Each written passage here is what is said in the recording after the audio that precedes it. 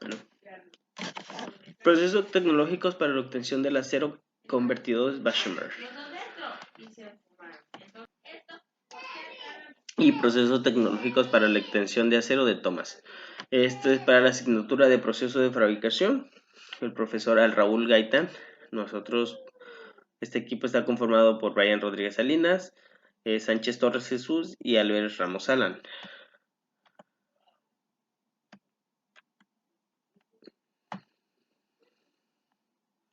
Ok, como introducción. Los procesos tecnológicos se usan para diferentes formas para la obtención de acero. En los hornos para la fundición del acero se utilizan en diferentes fábricas, ya que es una de las más importantes, ya que gracias a esos procesos de fabricación y funcionamiento de las maquinarias nos permite realizar de forma más fácil y eficiente nuestro trabajo. Hay diferentes técnicas de fundición de acero y en esta investigación pues tomaremos algunas de las más importantes, ya que pues hay muchísimas, ¿ok? Una de las más importantes, pues la que nos tocó es el proceso de Bessemer. Ok, como marco teórico tenemos que el acero es un material fundamental en la industria moderna, ya que es utilizado en una amplia gama de aplicaciones debido a su resistencia y durabilidad y versatilidad. Ok, la obtención se ha convertido en un proceso tecnológico complejo y ha evolucionado a lo largo del tiempo para satisfacer las demandas de la sociedad en un constante cambio. Ok, el proceso de Bessemer. Este está patentado por Henry Bessemer en 1855. Este marcó un hito en la fabricación del acero al permitir una producción en masa más eficiente y económica. Este proceso se basa en la oxidación y controla el hierro fundido mediante una inyección de aire a alta presión. En un convertidor de Bessemer, el oxígeno en el aire reacciona con el carbono y otras impurezas presentes en el hierro, formando escoria que se separa del acero líquido, aunque revolucionario en su época, el proceso Bessemer enfrentó desafíos en términos de control y calidad y composición del acero resultante. El proceso Thomas, desarrollado por Sidney Gilchrist Thomas en 1866, mejoró significativamente el proceso de Bessemer al utilizar oxígeno puro en lugar de aire para la oxidación del hierro fundido. Esto permitió un mayor control sobre la composición del acero y una eliminación más eficiente de las impurezas, como el carbono, el fósforo, el azufre. Los hornos utilizados en procesos y el proceso Thomas son similares en diseño y los convertidores Bessemer, pero están equipados con un sistema de inyección de oxígeno. El acero producido mediante el proceso de Thomas es de alta calidad y se utiliza en una amplia variedad de aplicaciones industriales. La producción de hierro. Para producir el hierro se alimentan por la parte superior del alto horno en una carga con capas alternadas de coque, piedra caliza y mineral de menas de hierro. En un alto horno es virtualmente una planta química que reduce continuamente el hierro del mineral. Químicamente desprende el oxígeno del óxido de hierro. Existe en el mineral para liberar el hierro, está formado por un recipiente cilíndrico de acero forrado con un material no metálico y resistente al calor como ladrillos, refractarios y placas refrigerantes. El diámetro del recipiente cilíndrico es de 9 a 15 metros, que son 30 a 50 pies, disminuye hacia arriba y hacia abajo y es mínimo el punto situado aproximadamente en la cuarta parte de su altura, total de 40 metros, que son 125 pies. La parte inferior del horno está dotada de varias aberturas tabulares llamadas toberas, por donde se fuerza el paso del aire.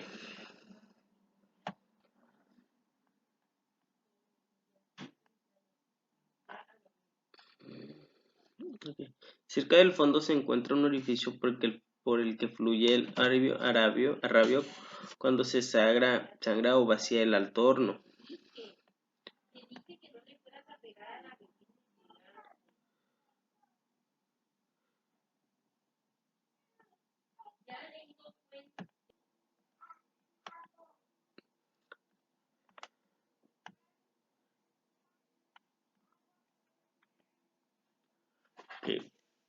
Encima de ese orificio, pero abajo por de las toberas hay otro agujero que retira la escoria.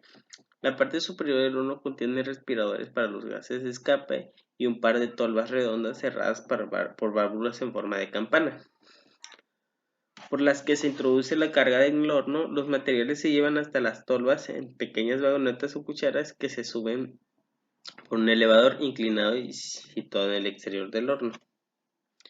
Desde la parte baja de la cámara se inyectan por toberas una corriente de gases y aire precalentados a 900 grados a gran velocidad para realizar la combustión y la reducción del hierro, efectuándose la combustión completa de coque que adquiere las temperaturas máximas entre 1700 y 1800 grados.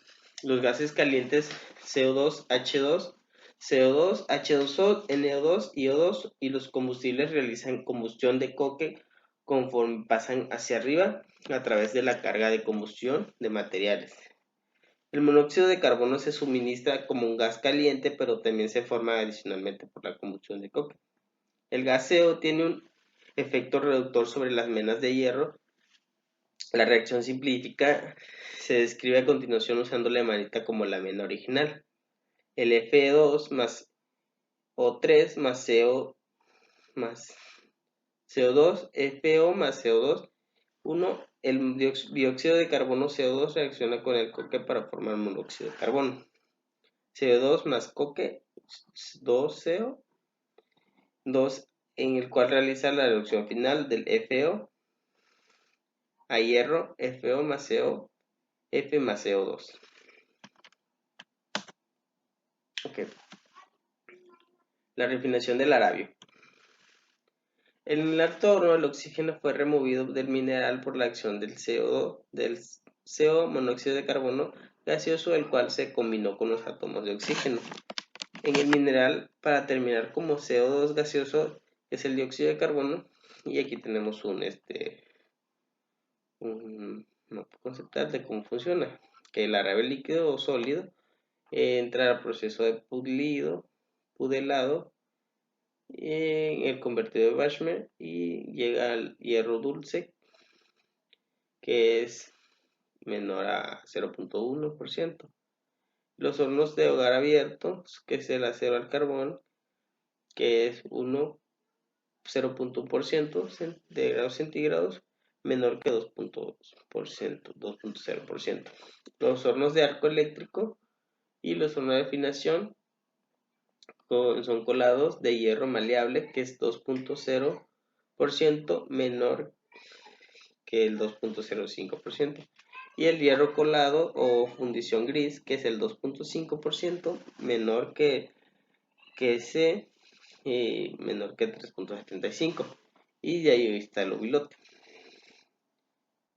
Ok, continuando con las diapositivas.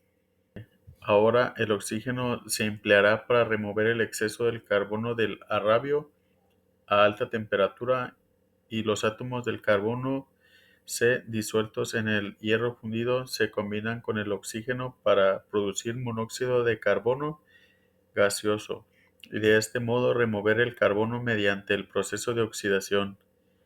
Desde el punto de vista químico metalúrgico, todos los procesos de fabricación de acero se pueden clasificar en ácidos y básicos, según el refractario y composición de la escoria utilizada, y cada proceso tiene funciones específicas según el tipo de afino que puede efectuar. Los procesos ácidos utilizan refractarios de sílice y por las condiciones del trabajo del proceso hay que poder formar escorias que se saturen de sílice.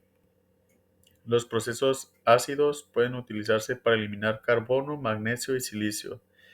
No son aptos para disminuir el contenido en fósforo y azufre, y por esto requiere el consumo de primeras materias seleccionadas cuyo contenido en fósforo y azufre cumple las especificaciones del acero final que se desea obtener.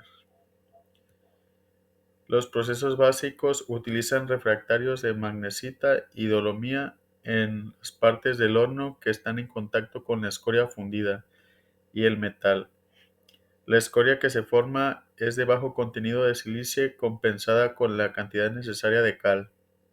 El proceso básico elimina de manera tan eficaz como el proceso ácido el carbono, magnesio y silicio, pero además eliminan el fósforo y apreciables contenidos de azufre.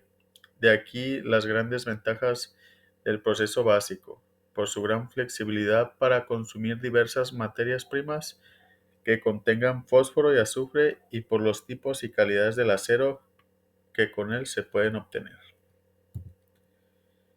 Desde el punto de vista tecnológico existen tres tipos fundamentales de procesos. Por soplado, que sería el número uno, en el cual todo el calor procede del calor inicial de los materiales de carga, principalmente en estado de fusión. El número 2 dice que con el horno de solera abierta, en el cual la mayor parte del calor proviene de la combustión de gas o aceite pesado utilizado como combustible.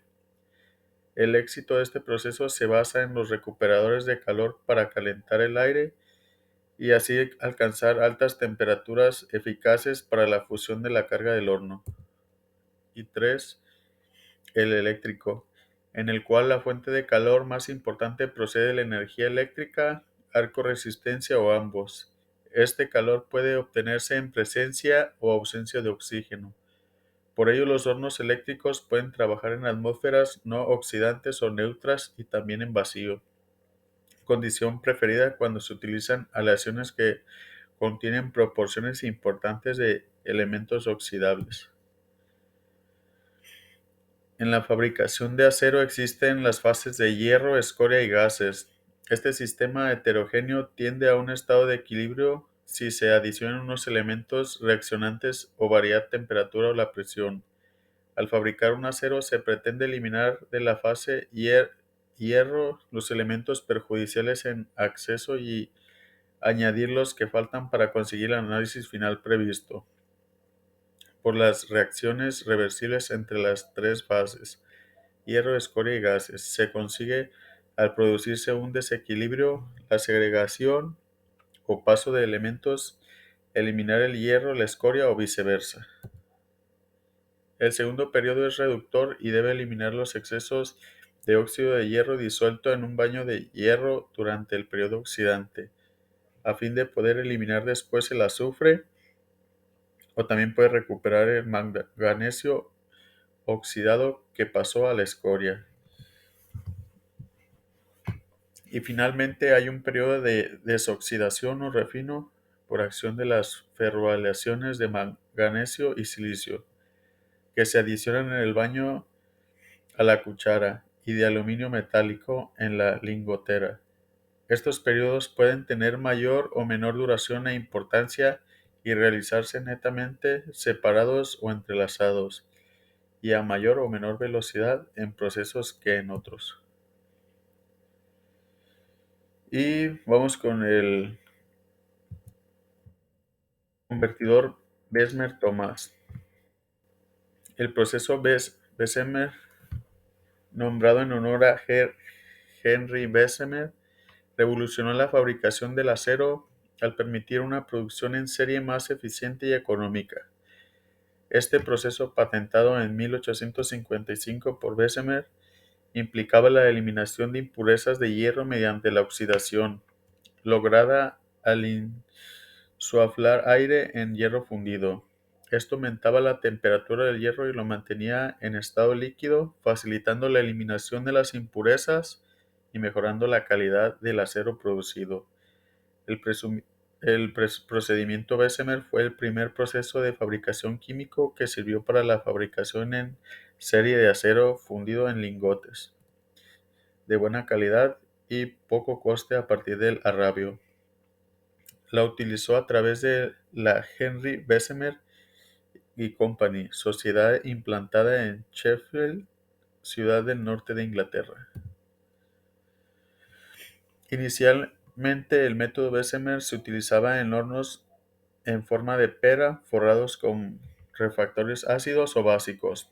Estos hornos, llamados convertidores Bessemer, se cargaban con chatarra fría y arrabio derretido. Posteriormente se inyectaban aire a alta presión lo que elevaba la temperatura del hierro fundido por encima de su punto de fusión, permitiendo la eliminación de impurezas. Sin embargo, con el tiempo este proceso fue superando por el horno básico de oxígeno, que es muy similar al Bessemer, pero utiliza una inyección de oxígeno en lugar de aire a presión. Esto eleva más la temperatura y en un tiempo mucho más reducido. El BOF utiliza un recubrimiento refractario de línea básica y tiene una carga compuesta principalmente por arrabio de alto horno, chatarra y cal. Este horno es altamente eficiente y produce acero de alta calidad a temperaturas superiores a los 1650 grados centígrados. El procedimiento fue descubierto de forma independiente en 1851 por William Kelly. El mismo también había sido usado fuera de Europa durante cientos de años, pero no a una escala industrial. El principio clave es la retirada de impurezas del hierro mediante la oxidación producida por el insuflado de aire en el hierro fundido. La oxidación causa la elevación de la temperatura de la masa de hierro y lo mantiene fundido. A medida que avanzaba el siglo XIX, el proceso Bessemer se expandió rápidamente por Europa y América del Norte, transformando la industria siderúrgica y facilitando el crecimiento de sectores clave como la construcción de ferrocarriles, puentes, edificios y maquinaria. Sin embargo, el proceso Bessemer también enfrentó críticas y desafíos. La falta de control sobre la composición del acero resultante y la formación de escoria con alto contenido de fosfatos fueron problemas significativos que afectaron la calidad del producto final. A pesar de estos desafíos, el legado del proceso Bessemer es innegable. Su impacto en la industria siderúrgica y en la sociedad en general fue profundo y duradero. La capacidad de producir acero en grandes cantidades y a precios más accesibles allanó el camino para la construcción de infraestructuras a gran escala y el desarrollo de industrias clave en todo el mundo.